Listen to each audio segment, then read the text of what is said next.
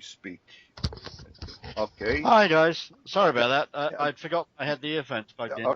Okay, so we're all here. Michael Volin, here. Michael Shrimpton, and I'm Christopher Strunk, and I'm in Brooklyn. Michael Volin is in Pennsylvania, and Michael Shrimpton is in England. Let's see, I'm not exactly sure where, but are we all hooked in? Yep, I'm here. Hi, Michael. Just a moment.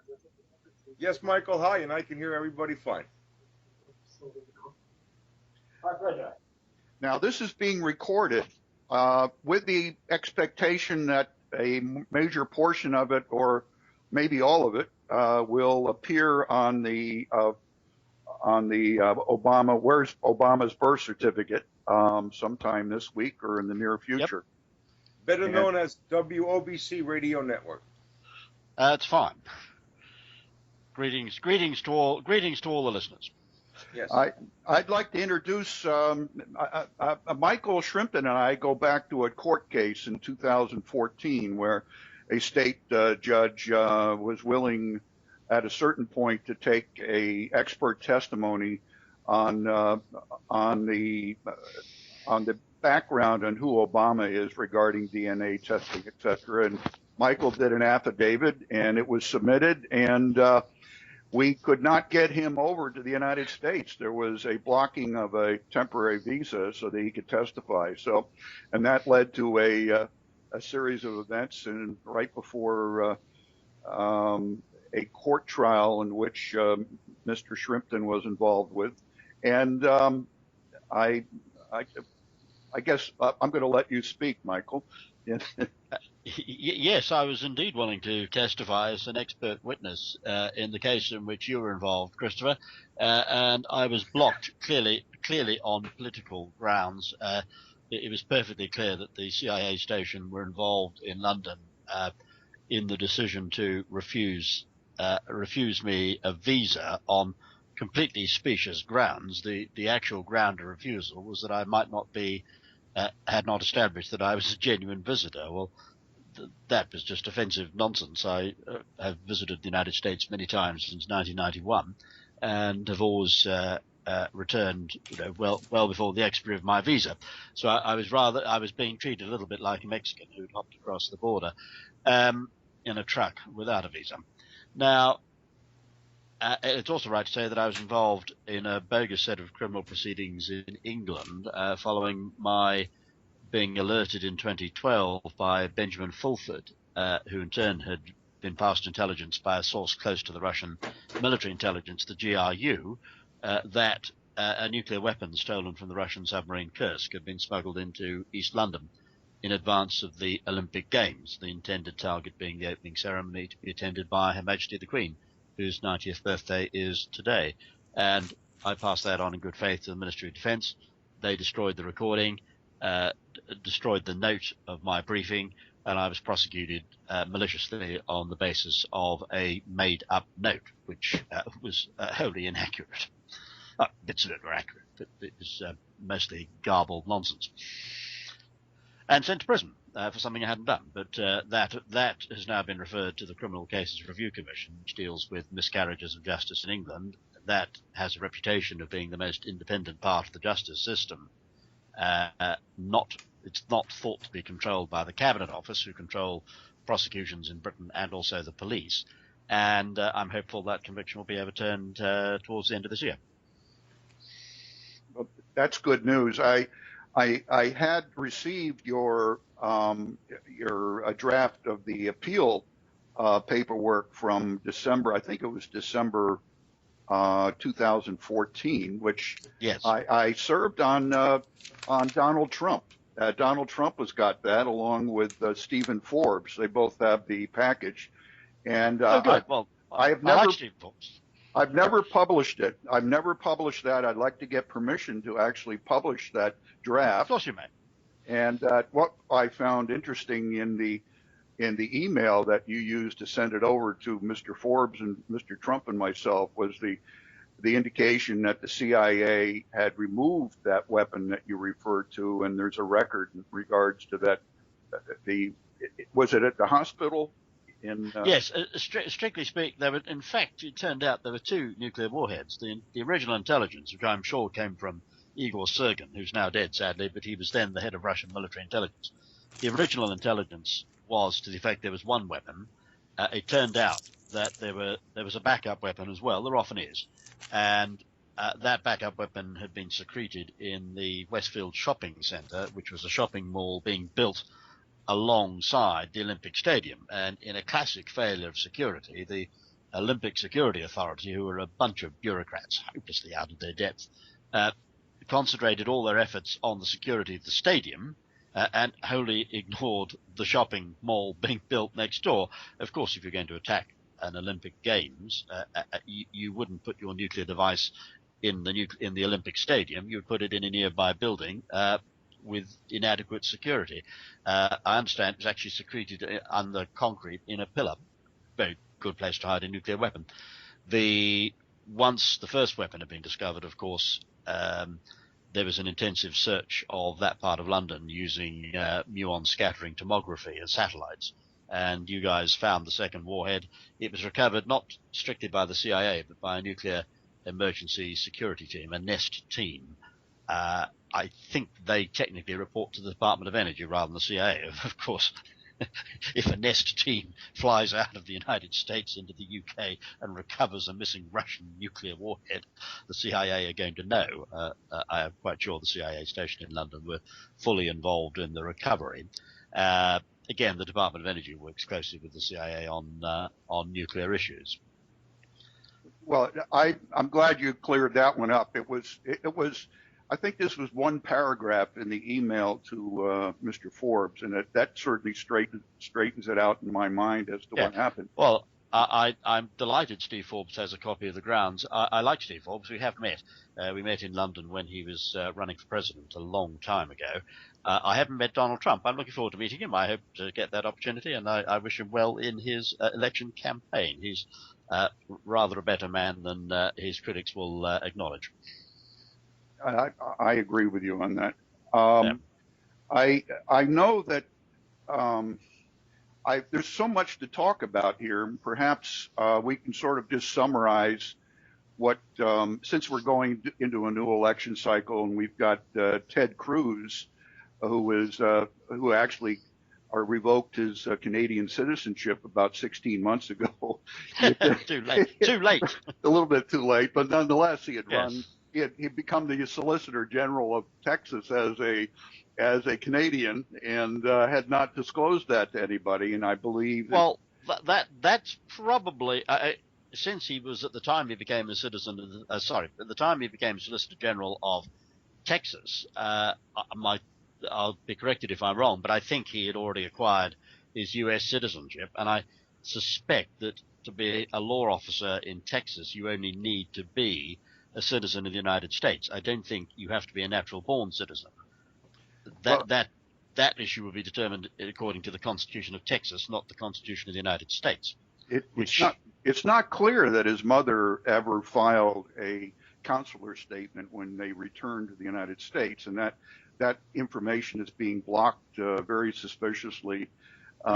Yes. Well, the whole Cruz issue is the very fact that there is a degree of uncertainty and a lack of transparency with respect to Senator Cruz. The whole lack of transparency surrounding his citizenship and status is in itself suspicious. And we've been here before, of course, because we had the White House wholly lacking in transparency under the Obama administration, to the point where they eventually put a forged document on the website and claimed it was genuine. Very unusual set of circumstances for the White House to put a forgery on a website and claim it was genuine, but that's what they did. Incidentally, the Obama administration lent on the FBI, and I got that from the FBI. Well, the FBI didn't confirm it, but they didn't deny it. And I obviously sent a follow-up email, and it wasn't denied in the follow-up email either. The FBI were ordered by Loretta Lynch, the Attorney General, the new Attorney General. They were ordered to cease and desist in an inquiry into the prosecution of me the prosecution told a number of lies to the jury. Not the least outrageous of those lies was that they asserted that the FBI had claimed to a British police force in 2007, when I was investigating. I was leading a team of intelligence and security professionals associated with the Girard Group in Massachusetts. And we were investigating the kidnap and eventual murder, sadly, of Madeleine McCann, the British youngster who was kidnapped by German intelligence, a German-backed paedophile ring in Portugal in 2007. And the Cabinet Office got very alarmed that I had got close to the truth of that, or my team had. It wasn't just me.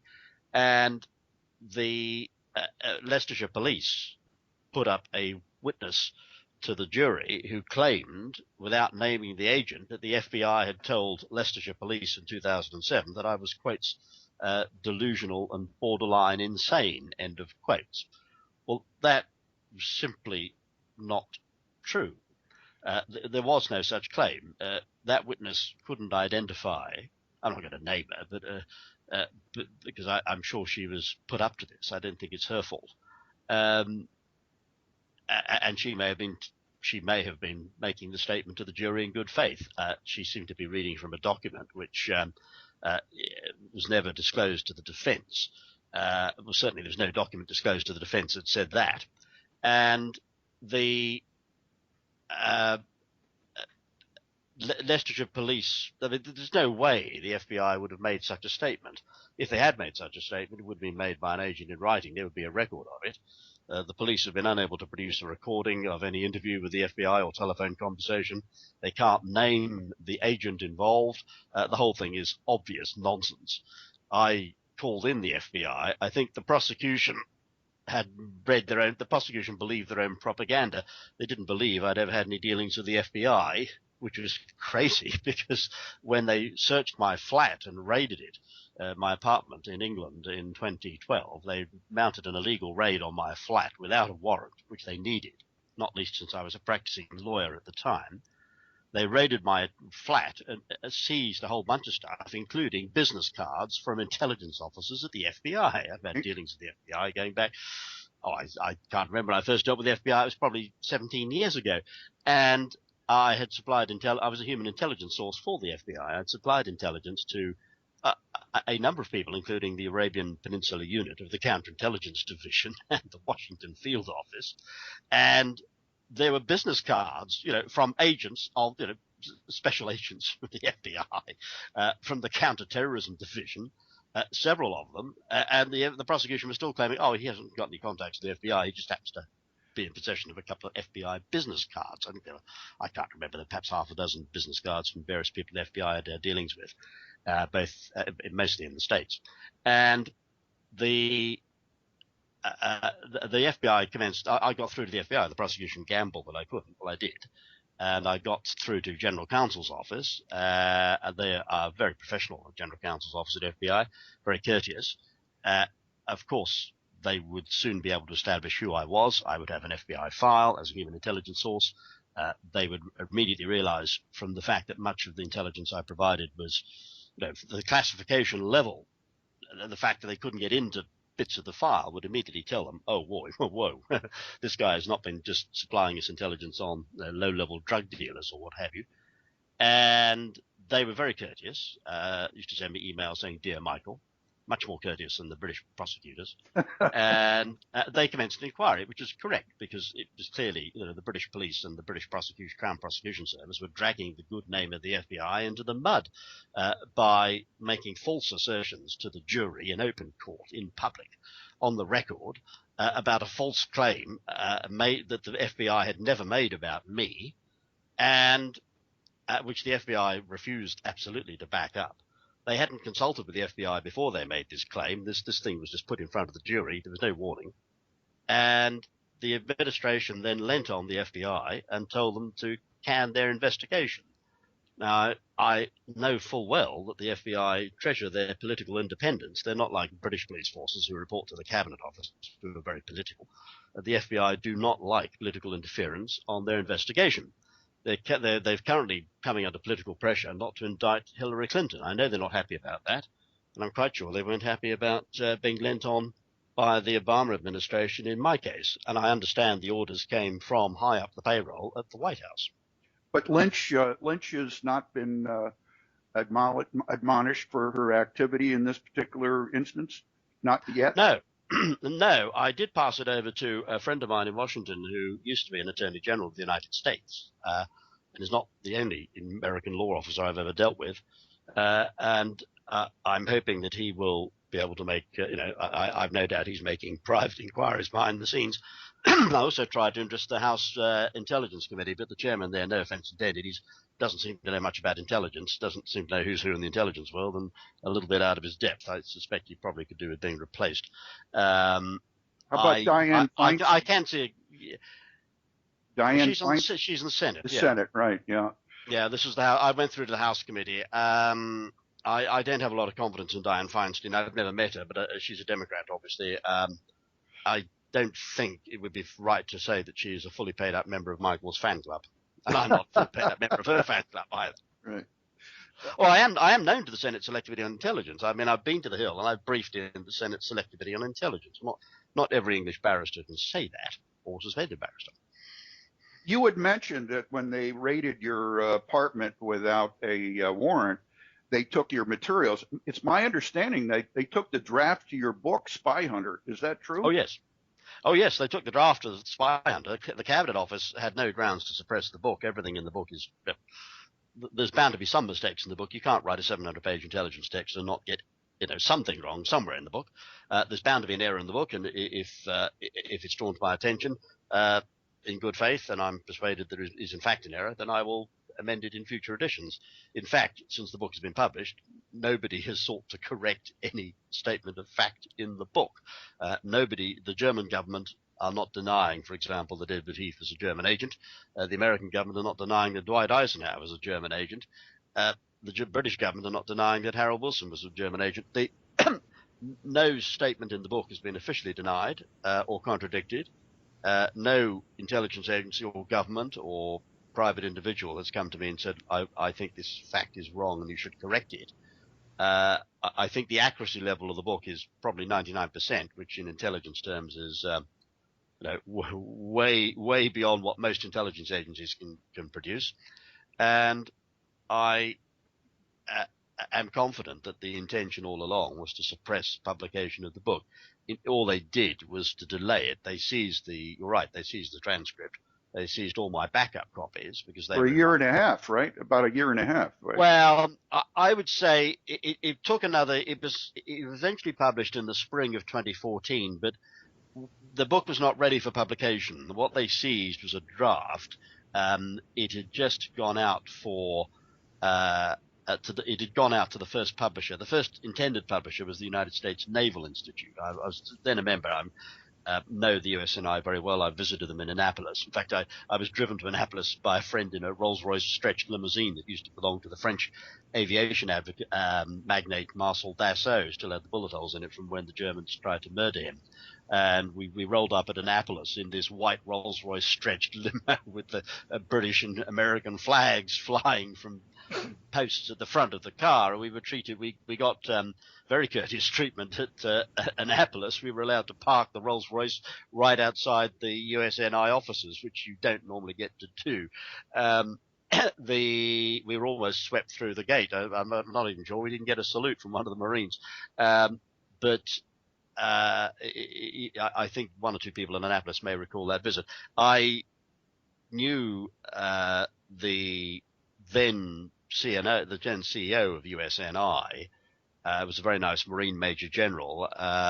He and I had a mutual friend who started out his career in the Marines in Nam, did some excellent work with helicopters, gunships. He used to fly Cobra gunships. He did some excellent work with Marine Corps intelligence activity and special forces. And the general knew that I was a serious individual, and I knew one or two serious individuals, and he was able to check me out with friends of his who were retired major generals in the U.S. Marine Corps with a special forces background. And he had expressed that he'd said, "Look, Michael, aren't you sending manuscript to us?" And I said, "Well, yeah, if you want it, I'll send it. So I did send it, but unfortunately, he retired. A new guy came in, a vice admiral. I don't think he'd ever heard of me. I'd never dealt with him. You know, there are a lot of vice admirals in the U.S. Navy, and this particular flag officer and I had never met, never had any dealings with each other, and I don't think he was an intelligence specialist. And had he come out of ONI, he probably wouldn't have known my name, but because I dealt with ONI for a number of years, and you know, he wasn't interested, and the book went. The book eventually went to an independent publisher in England, but it needed a process of review. There was going to be a publisher in the United States. It had to be translated, no offense intended, it had to be translated from English into American, i.e. Americanized. And then when that publisher was gently lent on by someone in a government somewhere, I won't say which government, but it's a government that had read the book and thought, oh, this could be a bit embarrassing. There was a decision not to publish, and we then got it published in England, and it had to be retranslated from American back into English. That whole process took occupied about a year. The book itself, the book itself needed revision. It was only an initial draft that was seized by the police, but I had backed it up. In America, it was backed up in America, South Africa, Australia, New Zealand. I think it was backed up in a total of 5 different countries because of the possibility of official action against it. And because governments are very keen often to suppress the truth. Fortunately, we were able to retrieve the backups. I would say the seizure of the book delayed publication by 3 to 6 months. It didn't delay it for the whole of the time between the seizure and publication. That was 2 years. I would say that we would have had it published 6 months sooner, but for the illegal raid. Now, gentlemen, Michael, can you hear me? I can hear you, Michael. Yes. The audio quality is excellent. I do have you on video. I don't have my webcam on because I don't know what happened to it. I know I had trouble with it earlier. I wish we could video chat. I had problems. I can turn mine on. Yeah, I don't know what happened to mine. It was out for repair, and I don't know what happened to it. Anyway, I had only been able to commit to a half hour today, and we're coming up to that. And with that, I want you to continue with the interview, Chris. We'll do the whole 2 full hours without commercial. And I just wanted to thank Michael for coming on. I know you were under house arrest there, and you couldn't say anything, and now you can say whatever you want, at least for now, until something else happens in our government. Wanted to ask you a couple of questions really quick. We had started out on the forgery in 2008, before there was a birth certificate controversy, and we had the title of the website, Where's Obama's Birth Certificate.com. So we were well out ahead of anybody else. And then an investigation came only because the administration had put out the birth certificate on the White House website, April 27, 2011, due to pressure that we knew about was Donald Trump and Jerome Corsi coming out with a book. And then it unfolded into this full-fledged criminal investigation with the Sheriff's Department declaring it a forgery, along with other experts and actually novices on the internet can take that apart in about 2.5 seconds and show how it was labeled and layered. And there's other discrepancies on the birth certificate about race of the father being African. When 1961, there was no African. It was either Negro or colored or black. And then it morphed into that. But it's turned into other things with my radio show. And I do thank all the people that are listening. This is a pre-recorded broadcast. Unfortunately, we have to do it on the weekend. It's morphed into why. Why did they put him in office? Well, there's 100,000 answers to that question. But it's become more apparent. And with the current election cycle, we have something very in common with everybody that's running for president, except Donald Trump. We have Obama, freshman senator, really didn't establish a voting record because they couldn't hold him for anything if he had a voting record. He was a constitutional law professor, although there was a question about that, whether he actually taught the Constitution as a law professor in Harvard, even if he showed up. And there's a mystery about him attending Columbia University. Seems like all of his classmates don't remember him being there. Anyway, now we have other freshman senators, as in Marco Rubio and Ted Cruz. freshman senators want to get in the door. They found a way. They found a trap door, the same trap door that Obama found to get in the office. He looks great. He speaks great. And every word out of their mouth is Constitution. It's become so boring that every time they speak, you want to fall asleep. Or when you hear the word Constitution, you want to jump up and just bang your head on the table and say, I can't believe these people are getting away with it, that these people are listening to Constitution in a speech 250 times and don't realize that these people don't mean a word of what they say. Now we have Ted Cruz, who has done the same thing that Obama has sealed his records. Well, we think we know why he sealed his records, Michael. There are no records to seal. He was a Canadian citizen at birth. His mother never applied for U.S. citizenship. He can only be naturalized. So in 1986, when he had to go on a class trip, he probably snuck in on the Ronald Reagan amnesty program. Even if he didn't, all of a sudden in 2014, he has to renounce his Canadian citizenship. I didn't know we were Canada. I didn't know we were electing the Prime Minister of Canada in this country. I didn't know that's how this worked. And another thing, I can't wait for the next election cycle to see a Japanese candidate who was born in Japan to an American mother, and then we'll have a translator. As our president is speaking in Japanese for the State of Union, and you have a translator off to the side telling the person what the person is saying. That's what it's going to come down to. In fairness, Michael, I think Senator Cruz speaks English almost as well as he speaks Spanish. Yes. But I'm not buying his eligibility for one moment. No. Even if his mother did naturalize, he's not qualified under the Constitution of the United States. Well, that's right. It's no doubt. I think it's clear, unlike President Obama. Obama, in my view, as I have stated in Spyhunter, Obama, in my view, is not a United States citizen. Obama, there's a distinction between Obama and Cruz. Obama was born outside the United States to non-American parents. He has made a fraudulent claim to U.S. citizenship, resting on an alleged birth in Hawaii, which never happened, to a mother who wasn't pregnant a few weeks before he was born. And I think I've said... Michael, I'm going to ask you a question and stop you right there. One of the biggest shows we had was a gentleman named Lord Monckton. Yes. He was on our show. He was gracious enough to come on the show. It was the third largest listening audience we had. When you say Obama is born outside the United States, do you know the place of his birth? I believe I do. I've stated in Spyhunter that, in my opinion, he was born in or near Mombasa, in what was then the coastal protectorate of Kenya. He wasn't born in Kenya colony. He was born in the coastal protectorate. I'm very confident it was the coastal protectorate, partly because MI6 knew, and MI6 handled intelligence in the protectorate, as it was not technically British territory.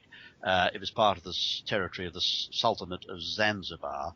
The special branch, colonial special branch in Nairobi knew, but judging from the British files, obviously I don't get handed the files, but I'm made aware of the contents of the files. My understanding of the British files is that they show a birth in the coastal protectorate, probably in 1960. So the date of birth is wrong, the place of birth is wrong. I think the view in the British intelligence view, so far as I know it, and by that I mean the real view, not the nonsense they put out for public consumption. The real view is that he was born in the coastal protectorate in 1960, not 1961. As an immigration and nationality lawyer myself, I used to be an immigration judge. I'm not unfamiliar with immigration law. My opinion, as expressed in Spyhunter, is that he was born a subject of His Highness the Sultan of Zanzibar. He was not a British subject at birth. He was a Zanzibari subject. On the unification of the coastal protectorate and Kenya colony, this gets complicated because the coastal protectorate was not technically part of the British Empire. It was a protectorate, not a colony. When Kenya became independent, the colony, the capital of which was Nairobi, and the protectorate, the capital of which was Mombasa, were merged into one country as the Republic of Kenya, which sometimes pronounced Kenya, and the Republic of the Zanzibari subjects became citizens of the Republic of Kenya. So my view of his national status is at birth a sultan a subject of His Highness the Sultan of Zanzibar. On the grant of Kenyan independence, he becomes a citizen of the Republic of Kenya. Now, subsequently, I believe he acquires the nationality of Indonesia. This is on the marriage of his claimed mother, who's not his real mother, but the claimed birth mother, to an Indonesian national called Soetoro. He appears to acquire Indonesian nationality. At the current time, this is the view I gave in Spyhunter, which has not actually been challenged by the White House. It's been out there for 2 years. At the current time, as in 1914, Barack Obama is a citizen of Kenya and Indonesia. As far as I know, he's not denounced either citizenship. He's not and never has been a citizen of the United States. He's never naturalized, unlike Ted Cruz. He's never claimed to have. Well, the Cruz position perhaps is a little more complicated than that, but the situation is different as between Senator Cruz and Barack Obama. Barack Obama is not and never has been a citizen of the United States. Therefore, we don't even need to consider the issue of natural born. It doesn't matter what definition of natural born you have. You've got to be a citizen of the United States to be president of the United States. He's not a citizen. He never has been. His claim rests on... And Michael, I want to thank you for that, because our audience tunes in quite often to hear some updates and also listen to other current events that are going on, as if with Ted Cruz. And you've laid that out beautifully, eloquently, with enormous amount of detail, separating the two provinces, and he was born here, but it's not actually Kenya, and that clears up a lot of controversy. And the Indonesian connection, which may be why he went to school in Indonesia, was taken back to Indonesia to be with his real family, which also leads to why when his alleged mother attended school in Seattle, he wasn't an infant. He was a child. He was almost a year old. Just saying. That's right. In that vicinity, and it makes a lot of sense. Now, from there, we'll take it. We'll take where his background went, how he was brought up with Frank Marshall Davis in Chicago with the Soviet Silver Master spy ring. We've had show after show showing in finite detail, and everybody who he associated with leads back to the Silver Master Soviet spy ring. Everything is centered around Chicago, the city of corruption these days. And it's easy to go from there. There are some dark periods about him allegedly attending Columbia University and why he went to Indonesia and Pakistan in '80 when it was a travel advisory not to go there. That was a hotbed. Probably wanted to sneak into Indonesia, maybe even to southern Russia. So you've cleared up a lot in the beginning there, and we thank you for that. Yes, well, Pakistan shared a border with Afghanistan. It still does share a border with Afghanistan, which, of course, in 1981 was under Soviet control, the Soviets having invaded the previous year. There may have been some meetings with the Soviets either across the border in Afghanistan or in Pakistan itself. Pakistan's always been a hotbed of intelligence activity. It's interesting you mentioned his trip to Pakistan. I think it's clear that he didn't have a real or genuine or fake United States passport to go into Pakistan. At that stage, I think it was more than a travel advisory. I don't think you could enter Pakistan with a U.S. passport. From memory, Zia al-Haq was the dictator of Pakistan at that time, wasn't he? Yes. The guy was shot down, whose Hercules C-130 was shot down a few years later. At that stage, I don't think you could lawfully enter Pakistan on a United States passport. Now, I think it's clear he entered Pakistan on an Indonesian passport, but of course the Pakistanis have clammed up and won't release the records, just as the records of flights and immigration records from Kenya to the United States around the time the father goes there. They're all the whole thing has been sealed and smacks of a cover-up.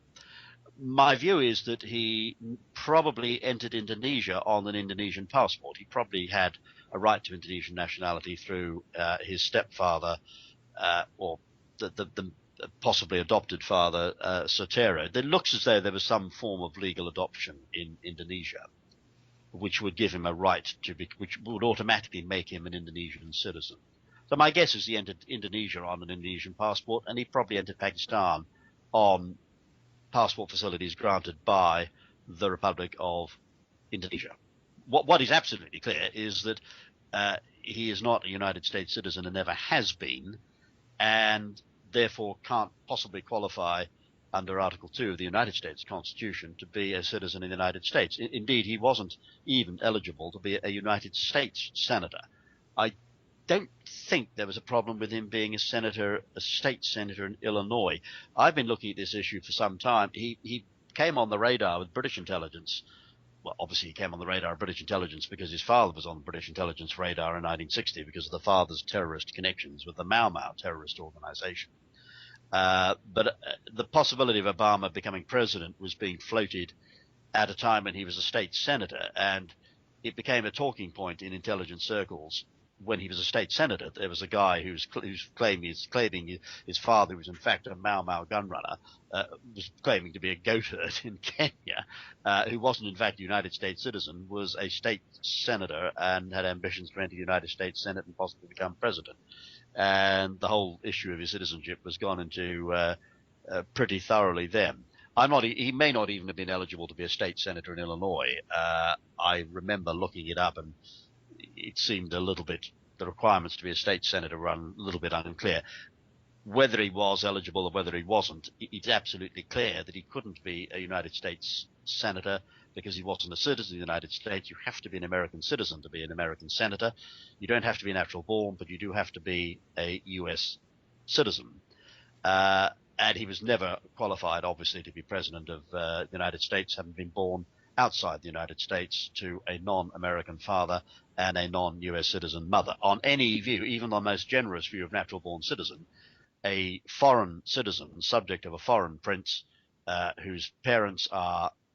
of whose parents are United States citizens or have any connection with the United States at all, cannot be a natural-born citizen.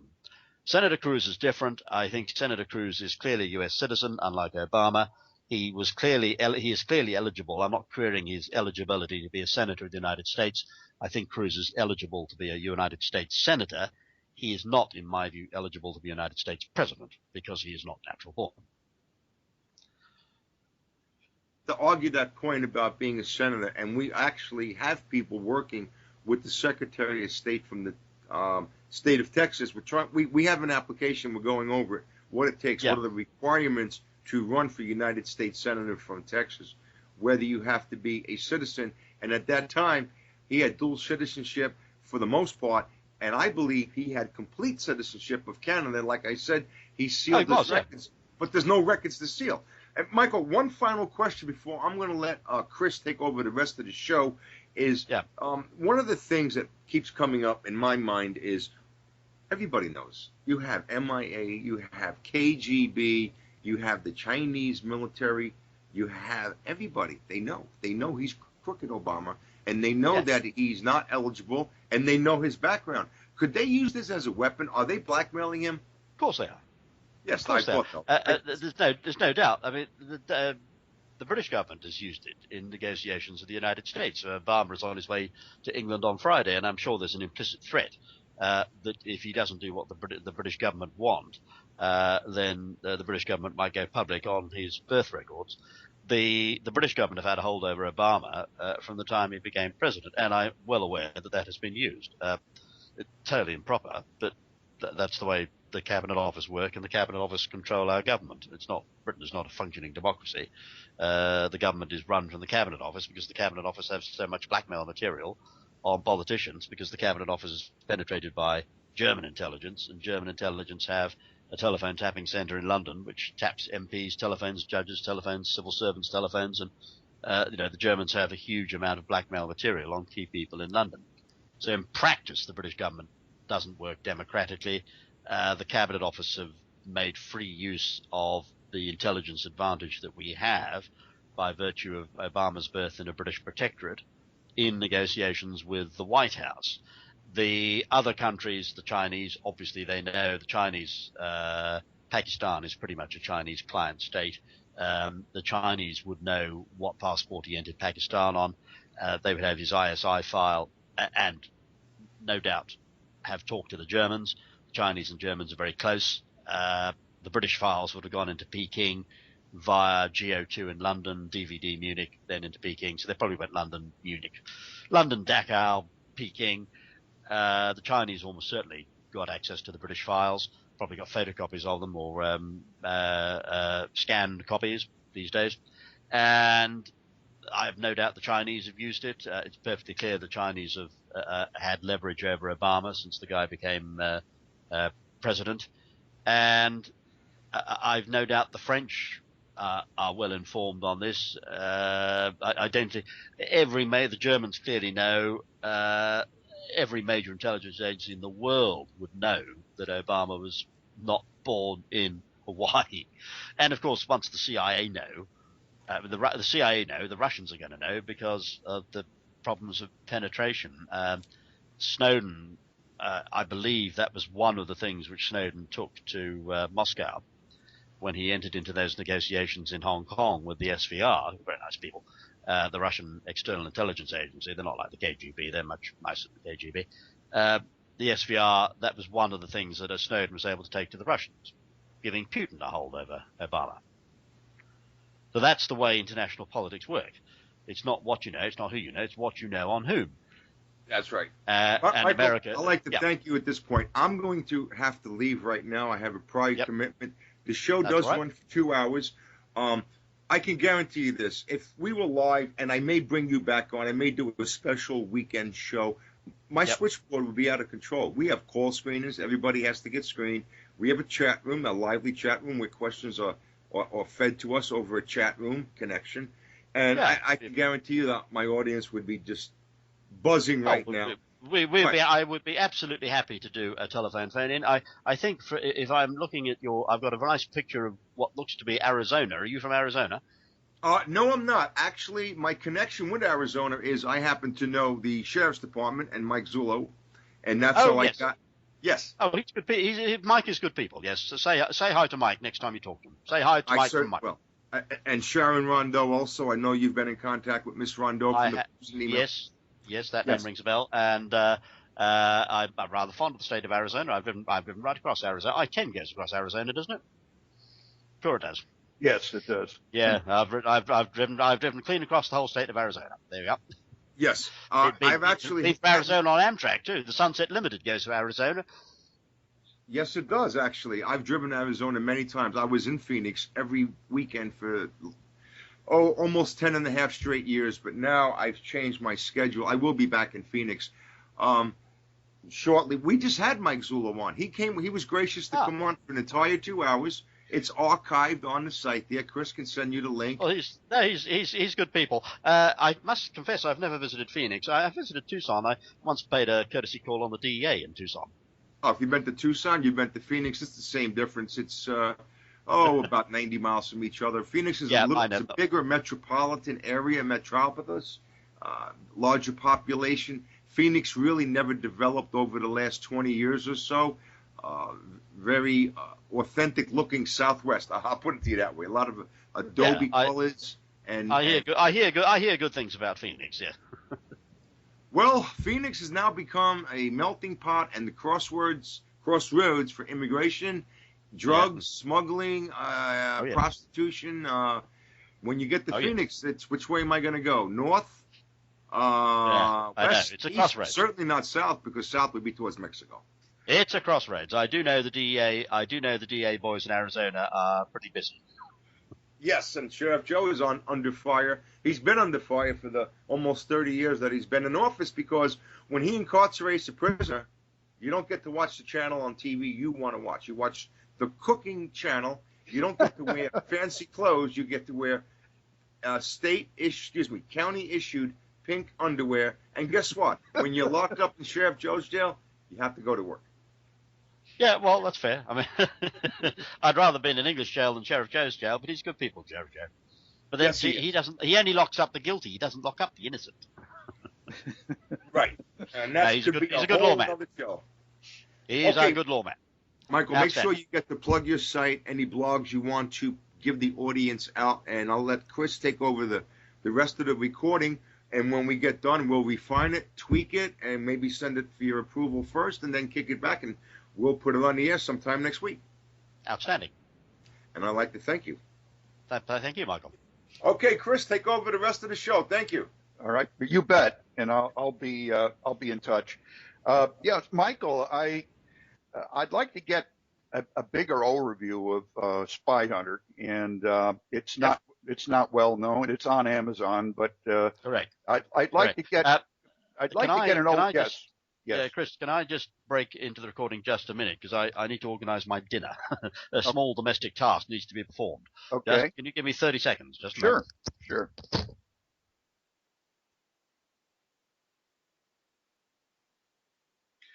The book Spyhunter, The Secret History of German Intelligence is a must-read for those who really don't understand what happened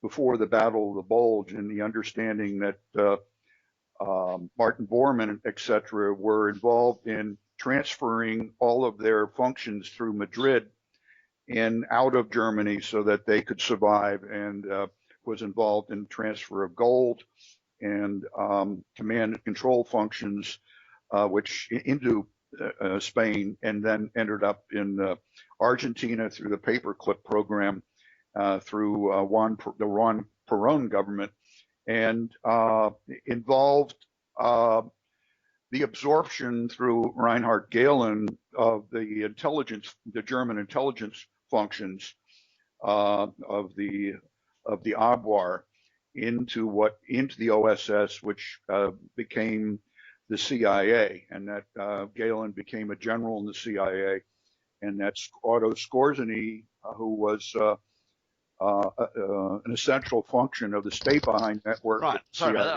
I wasn't sure of the timing. I wasn't sure of the timing of the interview. How much longer do you want to be, Chris? Well, I was just discussing what happened at the time of a little bit before the Battle of the Bulge, the Market Garden operation, and how the Germans essentially had evacuated Germany and into Madrid and elsewhere, so that their function could continue after the war. At least, I don't believe the war ever continued, ever ended, etc. And in terms of they've occupied Washington and London for a long, long time. Well, I think that needs some explanation. Well, the point is the hostilities between the Allies, the Western Allies, and Germany ended on May 7th, 1945, with the surrender of the German forces in the west at Lunenburg Heath to Field Marshal General Montgomery. I can't remember now. I think actually Monty had been promoted to Field Marshal by then. I knew his son. I never met Monty. I didn't know his son, the second Viscount Montgomery of Alamein. The German military surrender. There was then a surrender to the Russians as well. There's no doubt that the state of war between the United States, United Kingdom, and Russia and Germany concluded. I don't think Britain and America and Germany are at war technically. However, what is clear is that German intelligence, which is the theme of my book Spyhunter, published by June Press, if I'm allowed to give a plug, in 2014, available on Amazon, and I'm hoping that we will have a US published issue. Indeed, I'm rather hoping Alex Jones will pick it up. If Alex gets to hear this broadcast, he should feel free to give me a call. I've been reaching out to his people without success to see if Alex would show some interest in publishing it. I'm hoping we will get, during the course of this year, a US publisher to do a US edition, because it's expensive to get the print copy mailed from England. It's a big book. It weighs over 2 pounds. As I explained in Spyhunter, the German intelligence operation had been reorganized down at Dachau. The new agency was called the Deutsche Verteidigungs Dienst, or German Defense Service, and it carried on operations. Now, it's quite clear that service has waged an intelligence war against Britain, the United States, and Russia since 1945, and France. They've assassinated presidents like President Kennedy in the United States. They've conducted armed operations against the French. They actively assisted the Viet Cong, the Vietnamese communists, against the French, Dien Bien Phu. They have actively assisted the Argentinians and the invasion of the Falklands. They have committed, they blew up 2 de Havilland airliners, 2 de Havilland Comet jet airliners, beautiful planes, in 1954, murdering over 50 British and South African and American and Australian citizens, including Chester Wilmot, the famous Australian war correspondent. They have murdered, literally thousands of people. And a large number of their operations would count as acts of war, but that doesn't necessarily, just because the state commits an act of war and Germany is responsible for what its intelligence services do in its name, just because the German DVD commits an act of war, it doesn't follow that there is a war. The state which is wronged has then to declare war or commence hostilities. Now, you can start a war 2 ways. You can start a war 3 ways. There's the German and Japanese way, which is you just invade without notice. So you have the sneaky way of starting a war, which is the German and Japanese way of doing things. You can declare war, which Chad did on the Sudan a few years ago. The most recent example I'm aware of a state declaring war on another, in which case you draw up a formal declaration of war, which is the best way of doing it. Or you can do it as Britain did against Germany in 1939. You commence hostilities on notice. So you give the hostile belligerent, the belligerent that has, in the case of Germany, invaded Poland, you give them 24 hours to withdraw their forces, and then if they don't, a state of war exists. So Britain didn't actually declare war in 1939. We just gave the Germans notice. They failed to withdraw. We gave them an ultimatum. They failed to respond, and a state of war was then declared. There was no formal declaration, but the Prime Minister went on radio and announced that Britain and Germany were now at war. The Germans have been waging quasi-war. So we have been in a state of quasi-war where the Germans have been murdering British, American, Russian citizens, blowing up airliners, blowing up trains, sinking ships, and so on. We've had this quasi-war situation since 1945, but it's not a hot war, and there's no actual formal up till now, there's been no formal outbreak of hostilities. Now that may change because the DVD their strength was their secrecy, the fact that nobody knew that they existed. That they're now out into the open. The first person who went public with them was Christopher Strunk, who they murdered a couple of years ago, disgracefully. That's July 2010, if I remember. Yeah, Christopher was murdered in July. He was poisoned a few months before. He was poisoned with a salmon sandwich. He died of weaponized liver cancer. One of the things that Germans worked on for many decades is the weaponization of cancer. A lot of people who die of cancer have in fact been murdered. There 2 friends of mine have been murdered over the years by the Germans. Weaponized cancer. Jimmy Goldsmith weaponized pancreatic cancer, and Christopher Strunk weaponized liver cancer. Now, now they're out in the open. Now that people know they exist. The problem the Jerrys have got is that the next time they blow up an oil rig like Piper Alpha in 1988 and murder 167 people, or they blow up an airliner like Tidal 800, the next time they commit mass murder, the risk for them is that politicians may then turn around and say to the Germans, you have 24 hours to shut down the DVD, or a state of war will exist between Britain and Germany, or America and Germany. Yeah, let me interrupt. You say that Flight 800 was taken down, the TWA 800 was taken down by the DVD. Oh, yeah. Really? Oh, yeah. It was shot down by an Iranian submarine, but the Iranian submarine probably had a German skipper. It was a DVD operation. The Germans sit behind the Iranians. They organized the Iranian Revolution. A very close relationship between the DVD and VVAC, the Iranian intelligence service. So the actual shoot down was by an Iranian submarine who fired a modified version of the Phoenix missile. 800 was brought down by a modified Iranian Phoenix called the Fakhur 2.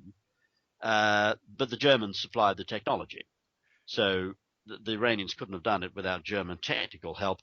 And I'd be surprised if the DVD would let an Iranian subskipper shoot down an American 747. The Germans obviously taking a risk. Germany decided to bring down an American airliner proceeding on her lawful occasions in international airspace. The Germans knew they were committed to the mass murder of 200 plus US citizens and the citizens of other countries who might happen to be aboard the plane. They didn't know the final, they didn't know in advance exactly how many people would be on the plane, but they were going to shoot down a jumbo jet. So, they knew they were committed to the mass murder of at least 200 people. And they knew the flight was going to be busy. They knew there was a bunch of students on the flight. When the German when the German intelligence service, the DVD, took the decision to destroy an American airliner in international airspace, that was that risked war with the United States had the truth got out. And there's no way I think the Germans would have let the Iranians have complete charge of the operation. I suspect a German Navy officer was in charge of the Iranian submarine that fired the missile. There may have been German technical experts on the sub as well, because the Germans wouldn't want to foul up. In particular, they'd be very worried about it being done by the Iranians in such a clumsy way that everybody would know it was a missile fired from a submarine. What would the purpose of this be? I mean, what's the overall intent? I know that Dr. Robert Kaplan essentially is saying that this is their third attempt to control the world, so to speak. Well, yeah, Robert, of course, wrote as you know, he wrote the foreword for Spyhunter. He's a good man in Jerusalem. No, I agree with Dr. Kaplan. This is the German aim of world domination, or at least domination of Europe and the United States. Europe and the Americas hasn't altered since the mid-19th century. The Germans do love killing Americans and British. You know, they're the bad guys. They love killing the good guys. That's why we call them the bad guys. But when the Germans commit money and resources to an operation like TW800, they're doing it for a particular motive. It's not just because it's not just because somebody in Dachau said, "Hey, we haven't killed any Americans for a while. Let's go kill a bunch of students from Syracuse University just for the hell of it." There would have been a specific purpose, probably specific pressure on President Clinton or the U.S. government. It may be related to offshore movements of money. It may be related to the value of the dollar as opposed to the Deutsche Mark. It may have related to American support for the euro currency. There would have been some behind the scenes demand on the American government, and it looks as though the Clinton administration caved in. The Clinton administration knew full well the plane had been shot down, but they agreed to cover up. And then the NTSB came out with that ludicrous inquiry, which even some of the people on it have now rowed back from, and said, look, that inquiry was a fake, which indeed it was. The fuel tank had blown inwards, not outwards. If you have an internal explosion in a fuel tank, it will blow outwards, not inwards. If it blows inwards, it's because it's been hit by a missile or another aircraft, or some external body is acting on it. If or a limpet mine has been placed against the outside skin of the fuel tank. Basically, there's no way in the world TW800 had an internal fuel tank explosion. Well, certainly the story is that they came up with in terms of a spark inside the fuel tank. Oh, it's just nonsense. Apart from anything else, the wire would have melted. The current necessary to trigger the explosion would have melted the wire. The boys of Boeing, I've talked to Boeing over the years on various matters. The boys of Boeing do know how to make airplanes. By and large, you don't just walk along the street and see another jumbo jet falling from the sky in flames, say, oh, there goes another jumbo jet. Boeing 747s blowing up and falling out of the sky, it's a rare occurrence.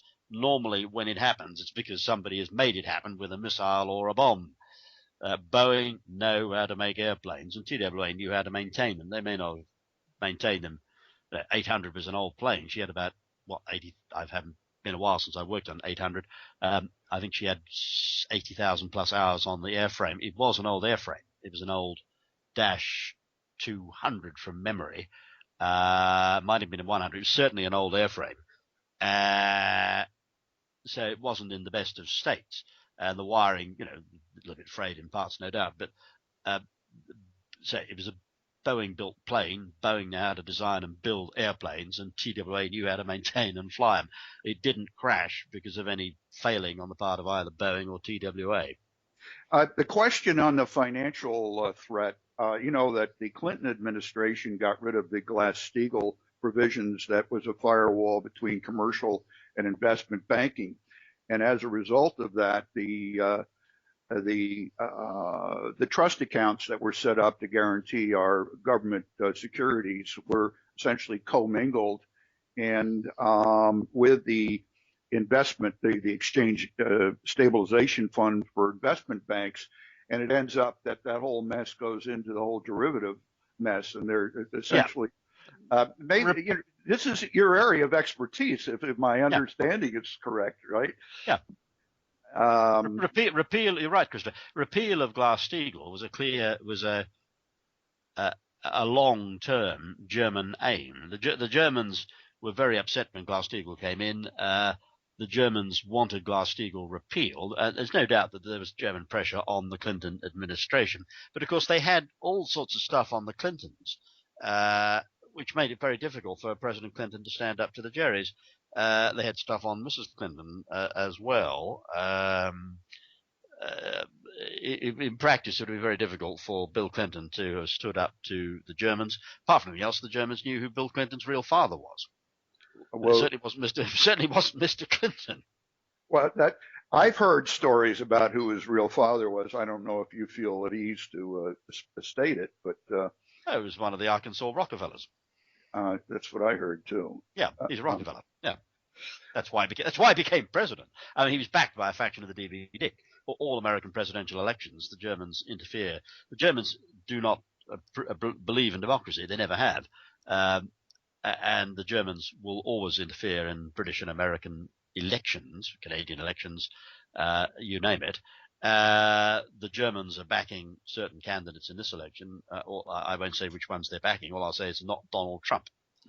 And a lot of the opposition to Donald Trump is being organized by the German station in Washington. That's absolutely clear. You can see pro-German media outlets are, like New York Times, Washington Post, CBS and so on, all the media outlets that were close to Germany in World War II in the 30s and have been close to Germany for decades. They're all bitterly hostile to Trump. And it's the pro-German element in London who are opposed to Trump as well. Trump frightens the pro-German element because he's not. The problem with Trump from the German perspective is they can't buy him because he's worth $1 billion plus. They haven't got enough money to buy him. He's an honest man. He's not going to be bought. And the things like the Millennium Commission, the Millennium Foundation, and the little private arrangements that are made for American presidents, financial arrangements, these are known to Donald Trump. The guy's got his own airplane. He doesn't just own his own car. He owns his own airplane. He's not huge amounts of debt. He's a good businessman, and there's no real scandal there. I mean, he's not. I'm not saying that the guy is. Every lady he slept with has been married to him at the time, and no offense intended to Trumpy.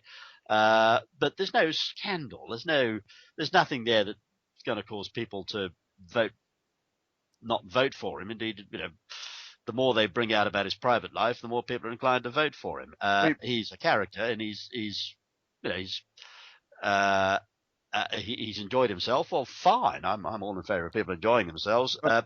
There's nothing. He's not involved in paedophilia or not like Edward Heath, where the German intelligence is supplying the teenage boys, and they then bump on the head and knock him out and throw him over the side of the yacht. Compared to what a lot of the German-backed candidates have been up to over the last few decades in Britain, America, and Canada, and Australia, and elsewhere, Donald's as clean as a whistle. You could just about make him a saint.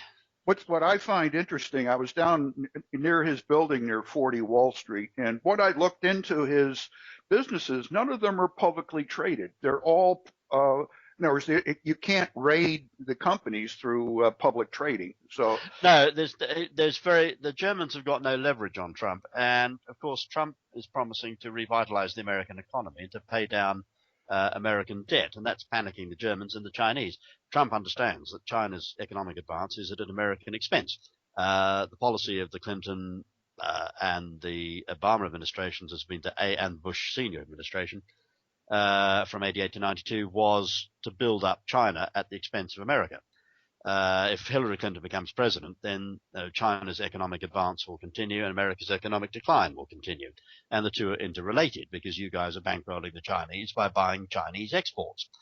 And Trump understands this. And he's going to stand up to the bully boys in Peking and he's going to look after America. And that's why I like him. That's why I'm backing him. Donald Trump stands for America and he is in favor of the working man and he's going to give Americans jobs. And he's going to stand up to China. And that will reverse, if Donald Trump becomes president, the American decline vis-a-vis China will be reversed. Now, that's causing panic in Peking. Well, and how it's about, causing panic in Dachau, Berlin, and Brussels. Well, just recently, the Brussels bombing occurred, and Obama was distraught because he felt that the continuation of the EU was at risk. And I was really surprised to hear him really saying that the EU's got to stay together and it can't be allowed to break apart. I know that you have been actively involved, and I support your position on getting England out of the EU. And so what is the status of the election coming up in June? Well, it's looking good. The official polls are showing even 50-50, but as I explained in my latest article over the weekend, this weekend, published yesterday, Saturday, April 16. Where did you publish today? Oh, Veterans Today. I'm writing a weekly. I've resumed my weekly column on Veterans Today, and as I explained in my column this weekend, this has been recorded on April 16th, but it's obviously going out later. I've explained that the polls are showing, the private polling is showing probably a commanding lead for the Leave campaign. The good guys have beaten the bad guys. I would say we're a good 10 points clear in the real polls, the private polls, the ones that are not getting published. The polls that are getting published tend to show a slight lead for the good guys, or possibly even Stevens. But those polls are unreliable as they were in the general election. They underestimate the conservative viewpoint, and they're certainly underestimating the real state of opinion. It's quite normal for a poll to say 40% vote Leave, 40%, 3% won't vote, 17% don't know. Those don't knows, a lot of those don't knows are in favor of Brexit, as they were in the election campaign. The polls were humiliated during the election campaign last year because they didn't predict the Conservative outright victory. No single polling organisation in the United Kingdom predicted the result of the election. And the reasons for that are clear. That a lot of people who are Conservative-minded or adopt Conservative positions, small c Conservative positions, won't tell pollsters their true opinion. There's a known phenomenon. It's applied in Israel where the polls got it wrong. It's applying in the American election. And pollsters do not adjust their figures. The data they're putting out is not raw data anyway. It's adjusted data, and it's adjusted in favor of left-wing positions. And the polling industry has still not got to grips with the idea that a poll ought to be objective, and the adjustments they make to the raw data ought to be done, A, in good faith, without political considerations, and B, ought to be accurate. And so you can just about write off virtually every polling organisation in Britain. Their polls on Brexit, take it from me, are not accurate. What would happen if the EU lost major members? What would be the outcome of that? Well, it certainly could trigger the breakup of the EU, which would be very encouraging for Europe and Britain and the world. In what regard? In what regard? Why would that be encouraging? Well, it would be very encouraging because the EU is controlled by Germany, and it's historically been bad news for the humanity to have Germany powerful and Germany in control of continental Europe. That's something that we fought in World War I and World War II to stop. Having this huge trading bloc, second biggest bloc in the world after NAFTA, to have the world's second biggest trading bloc under German control is not good news. It's not good news for the third world because third world countries can't export food to the EU. They face tariff barriers. It will be good for third world countries who want to export food to Europe. It'll be good for democracy because none of the European states at the moment are democratic. It will allow countries like France and Holland and Belgium to resume democratic government, which is what many people gave their lives for in World War II. It certainly would be a blow to the elites. It's likely to lead to much greater transparency, much less corruption, and with free trading nations, with floating currencies, it's likely to lead to long-term greater economic growth, lower interest rates. It's good. It'll be good economically. It'll be good politically. It'll be good constitutionally. And it means the Germans get taken down a peg, which is good news for the rest of the world. What is its relationship, if the EU were to remain, its relationship to the new emerging BRICS bloc, and what would be the result without the EU? How would its relationship with Russia be? The BRICS bloc is not cohesive. The BRICS bloc, which is Brazil, Russia, India, China, those countries are not in a formal alliance. They don't speak the same language, and they, although they're emerging economies, in the case of China, rapidly becoming the world's most powerful economy, these countries are not a cohesive bloc. They don't share a language. They don't share a military alliance like NATO. They don't share common interests. Indeed, they don't like each other. The Chinese and the Russians are not very fond of each other, and the Chinese and the Indians hate each other. I mean, of the BRIC bloc, 3 of the 4 BRIC bloc have actually been at war. China and India. China attacked India, so there's been a Sino-Indian war in the 60s, and of course there's been war between Russia and a border war between Russia and China over the Amur River. So that the Russo-Chinese frontier still isn't settled. The Chinese-Indian frontier still isn't settled. So these countries are not cohesive. I think that in relation to BRIC, EU breakup would result long term in Europe becoming more important economically. With the EU, it's sclerotic. It's strangling the economies of the member states, particularly with the euro. The euro breakup would be a very positive thing for the countries of Europe, not least Greece. It would long-term reverse the decline. At the moment, the EU's share of world GDP is declining. It's less than 20% at the moment. The EU is becoming less and less important economically, partly because it's so sclerotic, it's so anti-business, it's so over-regulated, and it's got the euro, which is a one-size-fit-all nonsense currency. With the euro gone, the EU broken up, I think we would see less unemployment, greater economic growth, Europe becoming strategically more important, and vis-a-vis the BRIC bloc, as I don't like calling them a bloc, but vis-a-vis the BRIC countries, you would see former EU countries becoming comparatively more important. And you would see a decline of Germany. You might even see the breakup of Germany, because remember, Germany is an artificial state composed of a bunch of different states that don't necessarily like each other, that were unified partly by force in the 19th century.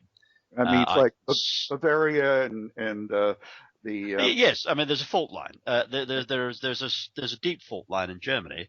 The Bavarians don't like the Prussians, and the Prussians don't like the Bavarians, and part of it's religious. The Bavaria is Catholic and Prussia is Protestant.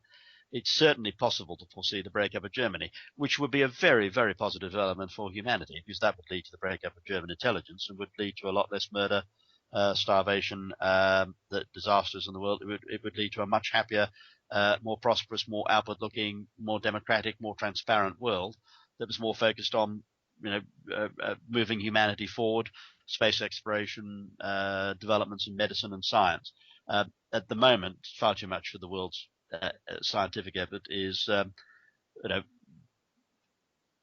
concentrated on war and new ways of killing people and new ways of causing cancer. We would see a greater emphasis on curing cancer rather than as the German. Trouble with German medical research is not necessarily about making you better. German medical research traditionally has been about finding new ways to make you ill. And indeed, we've got Ebola in Africa at the moment. I mean, that's Ebola. The Germans have weaponized Ebola. How about Zika? How about the Zika? Well, that looks pretty messy. But I haven't worked on that. So I've worked a bit on Ebola. I know Ebola is weaponized, and I know the CDC and Fort Detrick were able to confirm that. And I know one of the reasons why we've been repatriating medical workers infected with Ebola to the US and the UK is so that we can get samples of it to make, to compare with older strains of the virus. The Germans modified Ebola. The Germans have been weaponizing hemorrhagic fever since for 100 years. Spanish flu was a hemorrhagic fever, and that was a bioweapon. It killed That killed my great uncles, two of them. Yeah, it killed two of my great uncles too. Yeah. And 1917. yeah, two great uncles of mine died. I think 1919. No, Spanish flu killed between 50 and 100. Spanish flu influenza epidemic killed between 50 and 100 million people, and that's all down to Germany. It's the biggest crime in history, as I've explained in Spyhunter. So Germany has managed to kill. The Germans have murdered more people over the course of the last 100 years than there are in Germany today. It's the only country on the planet that has the disgraceful claim that it has been responsible for more deaths than there are people in that particular country. What I find amazing with Merkel is that the invitation for all of these Syrian, so-called Syrian refugees coming into Germany, they're just absolutely causing turmoil in Germany. Well, of course it is. Why did Merkel allow that to happen? Well, she's playing politics.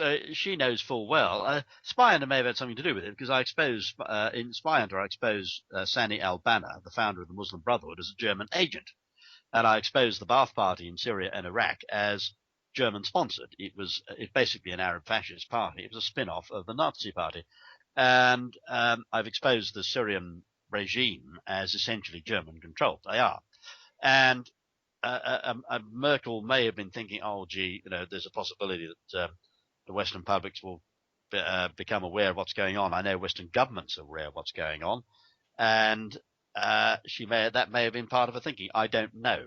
All I do know is that what she did has caused a huge damage domestically, and it's hypocrisy of highest order, since the Germans installed Assad's father and installed the Ba'ath Party in power in Syria, as they installed the Ba'ath Party in power in Iraq. Well, I'm befuddled by something as destabilizing to be allowed to happen. It's just it's irrational. Irrational. We don't have freedom of movement in Britain or America, because our intelligence agencies are penetrated by the DVD, and so many of our politicians are being blackmailed. I mean, I could give you details. I went on a radio program, but I could give you details of a £50 million bung that the Germans organised in connection with HS2 and trying to stop the European referendum. The Germans tried to stop the referendum, and they arranged large payments. I know who received the payments. Some political parties did. I know who in the political parties got the money, how much they were, who the sending bank was, and who the payer was. The CIA know. The British public aren't allowed to know. A lot of politicians running around in favour of the EU, no names, no pack drill, on the German payroll. So bought and paid for. The same with the EU. The EU, a number of EU leaders have been paid huge amounts of money. I know one British politician got a €75 million payoff from the EU. I know which account the money came out of. I've seen a tear-off sheet of the Master EU Slush Fund. It's based in Geneva. And it absolutely astonishing. It just doesn't come out. How does Obama fit into this, where he would actually come out and defend the EU and just? Well, he's bound to defend. He's pro-German. I mean, he's the most anti-British president. As a Muslim brother. Yeah, well, he's a Muslim. He's certainly not practicing Muslim, but he is a Muslim. Somebody in the last week in Britain has described him as the most anti-British American president there's ever been. Somebody then popped up and said, well, what about George Washington? He actually went to war with Britain. But in fact, I think Barack Hussein Obama is more anti-British than George Washington. George Washington, remember, was a British officer. Right. He fought in the British Army. He did very good work in the 7 Years' War against the French, who the bad guys still are. They were even badder then. Washington had great respect for Great Britain. He was born a British subject. He was born a subject of the King. He was a commissioned officer in the British Army, a very able one, obviously. He beat us. And the ideas that he fought for were ideals that had been developed in Britain by Thomas Paine and indeed go back to Magna Carta. And he was right. The Stamp Act was an outrageous and unconstitutional piece of nonsense that, in fact, the French had put in place. The American War of Independence was partly a war between America and France, because the French sponsored the American Revolution in order to get at us. we then sponsored the French Revolution to get at the French, which is why you had the various people in Paris when they discovered who was working for us. Our boys then got executed, guillotined. That's why you have such huge bust-ups in the French revolutionary government after 1794. But basically, the French bankrolled the American Revolution to break up the British Empire. Britain then bankrolled the French Revolution, got it going. We lost control of it, but once the bad guys found out who was reporting to us. But we started the French Revolution to get back at the French and throw Louis XVI off the throne and teach the French a lesson. Don't mess around with the British Empire. My family. The War of Independence was partly strategically, it was partly a war against the French because the French set it up. Because as I exposed in Spyhunter, Lord North, the Prime Minister who partly pushed the Stamp Act, North was working for the French. Well, it's interesting. I always considered George a German, and my family had come over here in 1754 and took an oath to George, in Philadelphia. And yes, but when that would be George II, yes, right. And when the revolution broke out, we actually changed our name, so we wouldn't be found under specific names. So it would be found as treason to the king. George II led the British Army in the Battle of Dettingen. George II was a British monarch. The connection with Germany comes about through marriage, because of the marriage of Sophia to the Elector of Hanover. Sophia died before she became queen, and the issue of that marriage between Sophia and the Elector of Hanover became the Hanoverian dynasty. We had George I, II, III, and so on. And George II and George III were British monarchs. They loved this country. George II mostly spoke German, but George III made a real effort to speak English. George III was committed to agricultural reform, had a real concern for the welfare of particularly the farming people who, Britain was largely an agricultural nation when he was king, certainly in the first half of his reign. In many ways, he was a good man. He wasn't mad. He suffered from peripheria, and it was an illness. He wasn't mad. He wasn't bad. I know in America he was portrayed as a tyrant, but that's based on a misunderstanding. The tyrants were the politicians like North who were pushing the Stamp Act, to which George III was opposed. But as I explained in Spyhunter, the problem with George he was broke. George III didn't have any cash, and he'd had to carve up a deal. He had to carve up an annual payment called the Crown List from the government. He was dependent on the government. Had George III been able to take the decisions, as opposed to the Prime Minister who was reporting to the French, the decisions would have been taken in the British and the American interest, and George III would have respected the rights of the American colonists. Well, I believe both Washington and Franklin were interested, along with Burke, that we should become part of the Parliament and vote up our own taxes, right? So that we would never leave. Yes, right?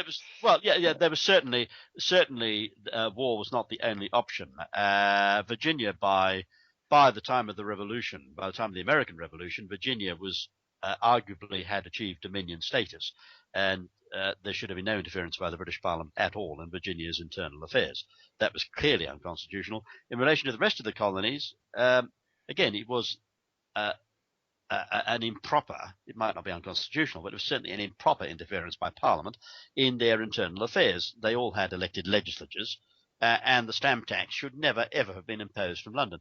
It was imposed in order to create rebellion. It was imposed by French assets in London in order to break up the British Empire by encouraging rebellion in the American colonies. That, for the world, that was a bit of a disaster, because I think had Britain and America, had we respected the rights of the American colonists, had the rest of the American states achieved Dominion status along with Virginia, had the British Empire stayed together, then we would have been fighting, we wouldn't have had World War I and World War II. We'd have been too powerful together.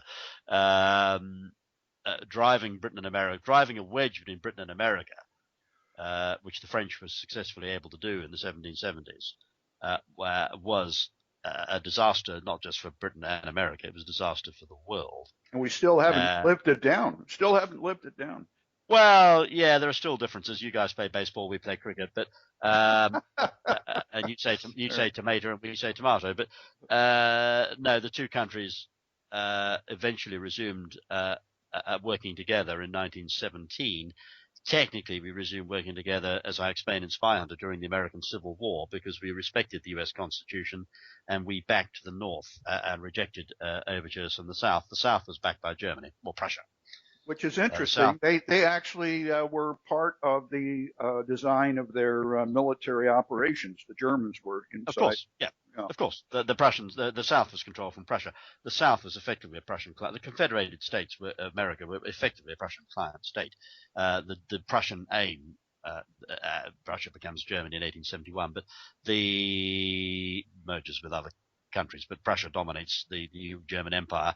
The German/Prussian aim was to kill a lot of Americans, hold back American economic development, and split the United States. We understood that in London.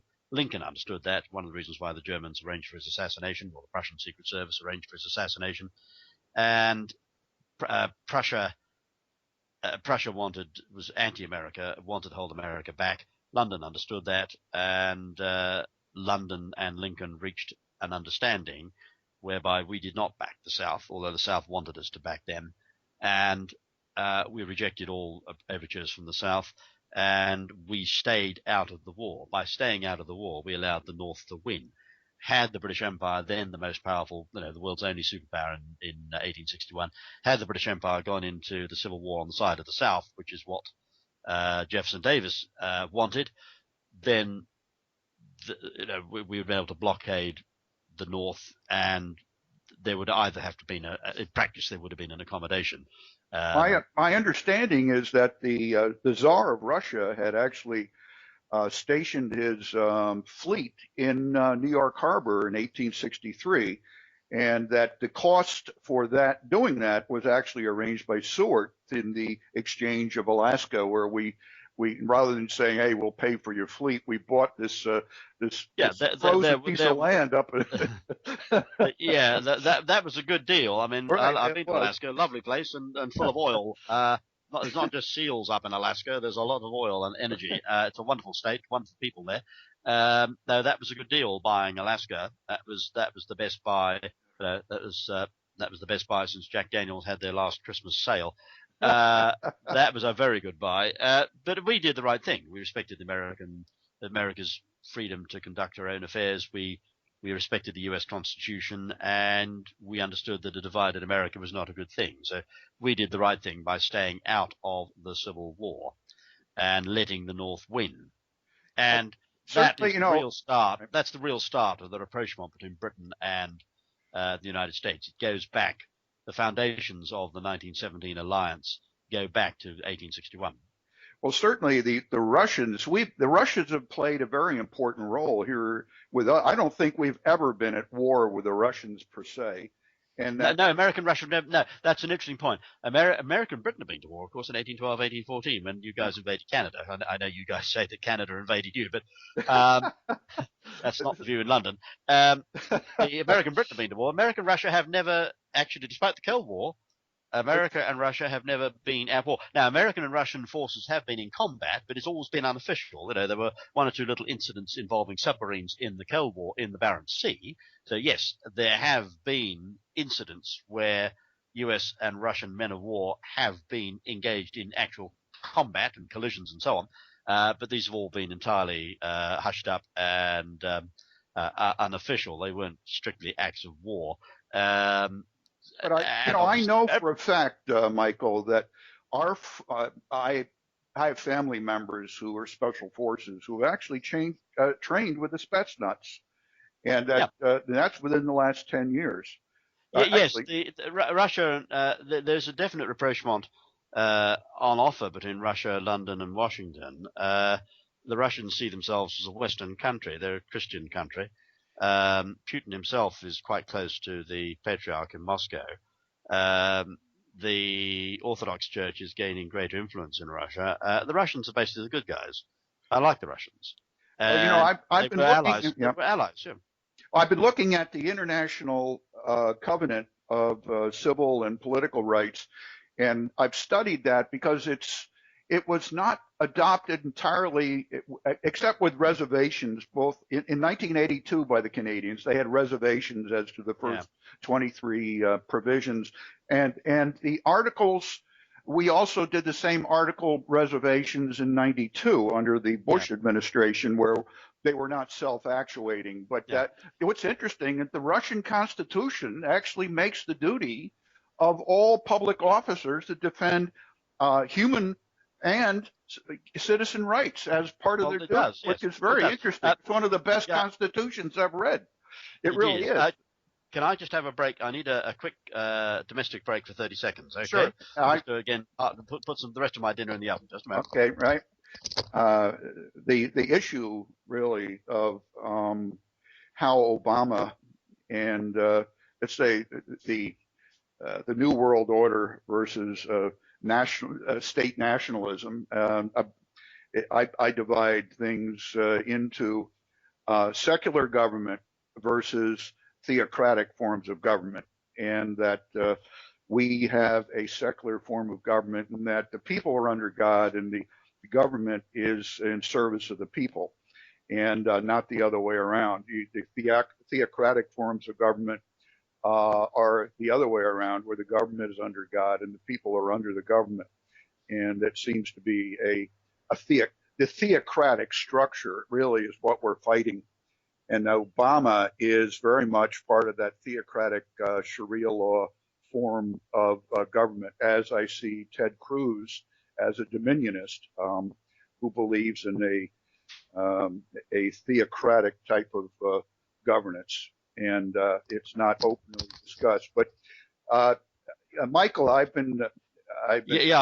kind of running. It's kind of getting, the dinner's almost ready, so right. I'm kind of running out of time here. We're coming up on an hour and a half here, and what I'm going to do is I'd like to have you summarize your websites so that people, when they hear this, will be able to go on and next time we're on live, maybe they will have already done their homework on who you are. You know, you've been out of circulation, unfortunately, for the last 18 months. I've tried to get you over here and get you introduced during this whole battle on the natural-born citizen. But if you could summarize your websites and your publications and how people can get a hold of you if you're interested.